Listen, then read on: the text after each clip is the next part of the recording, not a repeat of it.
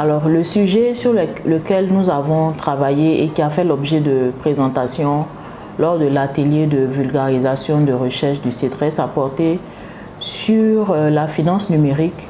Et nous nous sommes posé la question de savoir est-ce que la finance digitale améliore donc les effets sur le bien-être de la productivité agricole. Donc, est-ce que les gains de productivité agricole se transmettent mieux au bien-être des ménages lorsque ces ménages-là sont adoptants de la finance digitale? Et pourquoi nous avons choisi de traiter de ce thème?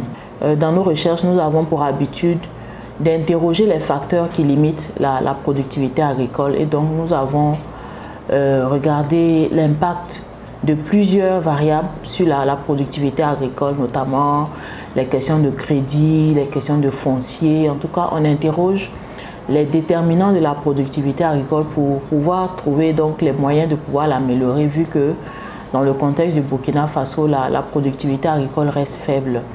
Alors, nous nous sommes dit, mais finalement, est-ce que lorsque cette productivité agricole s'améliore, qu'est-ce que ça apporte en matière d'amélioration des conditions de vie des ménages? Et c'est ce qui nous a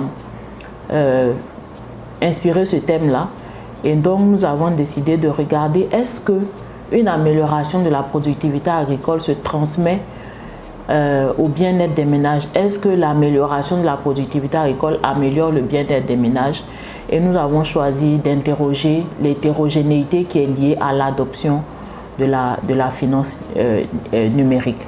Alors, les principaux résultats qui ressortent de cette analyse-là, c'est que oui, nous avons trouvé que la productivité agricole permet d'améliorer le bien-être des ménages qui adoptent la finance digitale. Et donc, comment nous l'avons expliqué?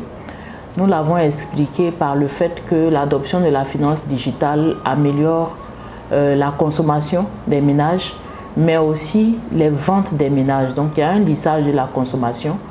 Un lissage de la consommation parce que l'adoption de la finance digitale permet d'accéder mieux, donc un meilleur accès au marché. Ça permet également de lever les contraintes financières et ça permet aussi de réduire les coûts de transaction qui permettent aux ménages de gagner du temps, le temps qui peut être réinvesti, réalloué aux tâches de production et donc améliorer les conditions de travail aussi de ces ménages-là. Ça, c'est le résultat principal. Il y a des résultats secondaires qui ne sont pas moins importants, notamment le résultat qui est lié au genre, donc au sexe du chef de ménage.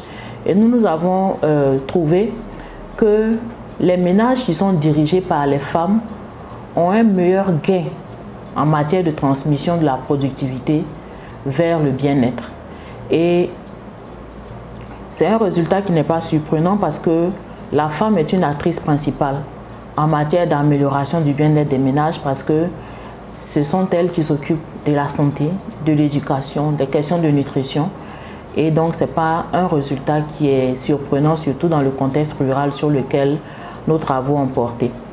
Également, nous avons trouvé que le fait de vivre en milieu urbain aussi n'affectait pas de façon significative le bien-être des ménages. Bon, c'est lié justement au fait que l'agriculture est essentiellement une activité aussi qui est menée en milieu rural. Et puis aussi un autre résultat qui mérite d'être mis en exergue, c'est celui qui est lié à l'éducation. Et c'est un résultat qui est relatif aux facteurs, aux déterminants de l'adoption de la finance digitale qui nous montre que l'éducation améliore justement les chances d'adoption de la finance digitale. Et parce que justement, lorsque les chefs de ménage sont éduqués, il y a une meilleure connaissance de certaines pratiques, de certaines conditions et des informations sur les bienfaits et les avantages justement de l'adoption. Et voilà, c'est un résultat clé également qui permet d'être mis en exergue. Et en matière de recommandations, nous avons principalement recommandé que les services financiers qui offrent justement des services de finance digitale puissent être implantés à proximité des zones rurales et que ces services-là puissent réfléchir à offrir des services qui seront adaptés aussi aux réalités du monde rural, notamment le secteur agricole. Et puis également que voilà, ces réalités-là puissent être prises en compte de sorte à ce que les produits qui sont offerts puissent correspondre aux besoins de ces agriculteurs-là.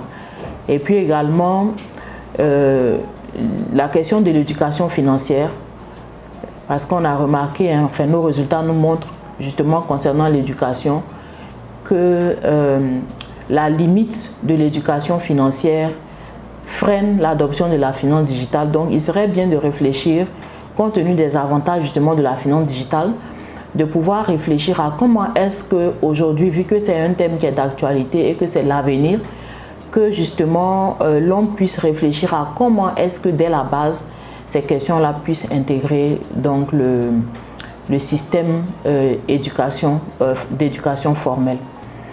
Donc voilà ce que nous pouvons dire sur nos travaux.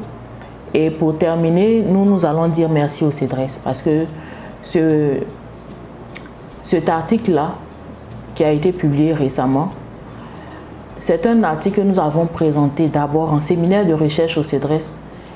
Cette présentation-là nous a permis de pouvoir améliorer considérablement le travail avant de le soumettre à publication. Et ça, donc, ça a augmenté nos chances de publier cet article-là. Et quand nous l'avons publié, nous avons encore eu la chance à l'atelier de vulgarisation de recherche de pouvoir présenter ces résultats-là aux praticiens. Donc nous ne pouvons que dire merci au CEDRES pour tout ce qu'il fait pour la promotion de la recherche au sein de l'université Thomas Sankara.